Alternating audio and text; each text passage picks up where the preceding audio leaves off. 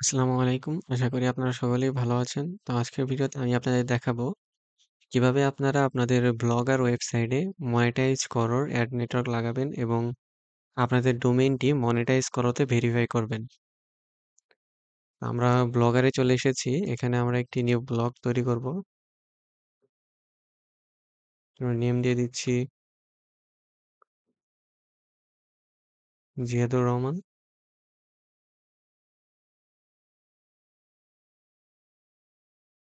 আমরা আমাদের অ্যাড্রেস দিয়ে দিচ্ছি।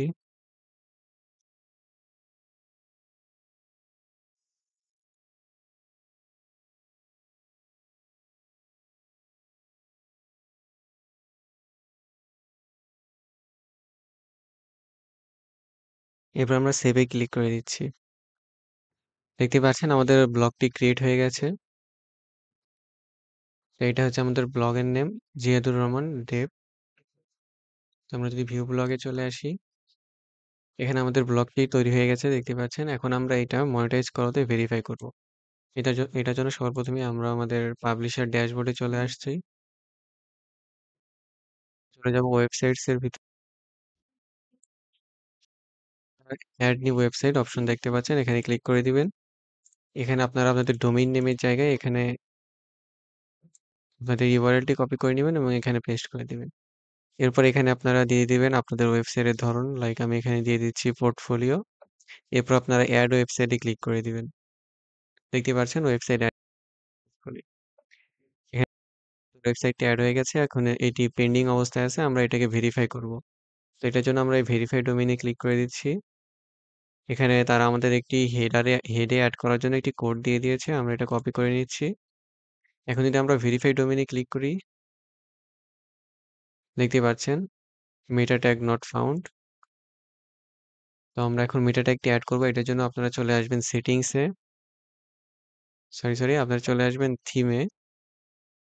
আপনারা এখানে ড্রপ ডাউনে ক্লিক করে এখান থেকে এডিট এইচটিএমএল এ ক্লিক করে দিবেন। এরপর আপনারা এখানে হেডের নিচেই আপনারা মেটা ট্যাগটি পেস্ট করে দিবেন এবং এখানে সেভ করে দিবেন।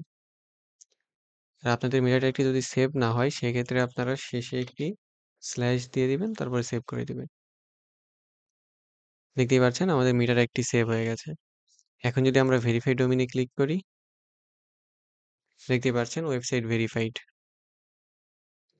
এবং আমাদের ওয়েবসাইটটি এখন আমরা অ্যাড জোনস অপশনটি পেয়ে গেছি। আমরা এখন এখানে ক্লিক করে দিব। তো এখন আপনারা আপনাদের ওয়েবসাইটে কোন অ্যাডটি শো করাতে চান, লাইক আমি আজকের ভিডিওতে আপনাদের পপ আন্ডার অ্যাডটি কিভাবে শো করাবেন সেটা দেখাবো। এটার জন্য আমরা অ্যাড নিউ জোনে ক্লিক করে দিব। এরপর এখানে আপনারা জোনের নেম দিবেন, লাইক আমরা দিচ্ছি হোম, যেহেতু আমরা এটা হোম পেজে দেখাতে যাচ্ছি। এরপর আমরা এখান থেকে পপ আন্ডার অ্যাডস এটা সিলেক্ট করে নিব এবং অ্যাড জোনে ক্লিক করে দিব। দেখতেই পাচ্ছেন ঠিক আছে। এখন যদি আমরা গেট কোডে ক্লিক করি, আমাদের তারা একটি কোড দিয়ে দিয়েছে এবং এটাকে হেড ট্যাগের ভিতরে অ্যাড করতে বলছে। আমরা এটাকে কপি করে নিচ্ছি এবং এডিট এইচটিএমএল এর এখানেই আমরা হেড ট্যাগে কোডটি পেস্ট করে দিচ্ছি এবং সেভ করে দিচ্ছি। তো এখন যদি আপনারা দেখেন এখানে আমরা ওয়েবসাইটে যখন প্রথম ভিজিট করলাম, আমরা সকল অপশনেরই ক্লিক করতে পারছি এবং এখন ব্লগারের লিঙ্কগুলো আসছে। কিন্তু এখন আমরা অ্যাড করেছি। এখন আমরা যদি যেকোনো জায়গায় ক্লিক করি, আমাদের নিয়ে যাবে মনিটাইজ করার পপ আন্ডার অ্যাডে। দেখতেই পাচ্ছেন আমাদের ফুল স্ক্রিন ক্লিকেবল হয়ে গেছে। কার্সর পয়েন্টার দেখাচ্ছে। এখন যদি আমরা ক্লিক করি, এই যে আমাদের পপ আন্ডার অ্যাড শো হচ্ছে এবং আমাদের পপ আন্ডার এর ওয়েবসাইটে নিয়ে যাচ্ছে। দেখতেই পাচ্ছেন। এবং আমাদের একবার ক্লিক করার পর দেখতে পাচ্ছেন এখন আমাদের আবার সবকিছুই ক্লিকেবল হয়ে গেছে পেজে। তো এইটাই হচ্ছে পপ আন্ডার অ্যাড এর ফরম্যাট। প্রথমে যখন ইউজার ভিজিট করবে তখন তাকে একটি লিঙ্কে রিডাইরেক্ট করবে যেকোনো জায়গায় ক্লিক করলে। তো এটাই ছিল আমাদের আজকের ভিডিও। আমাদের নেক্সট ভিডিওতে আমরা দেখাবো আপনারা কিভাবে ব্যানার অ্যাড ইউজ করবেন। ধন্যবাদ।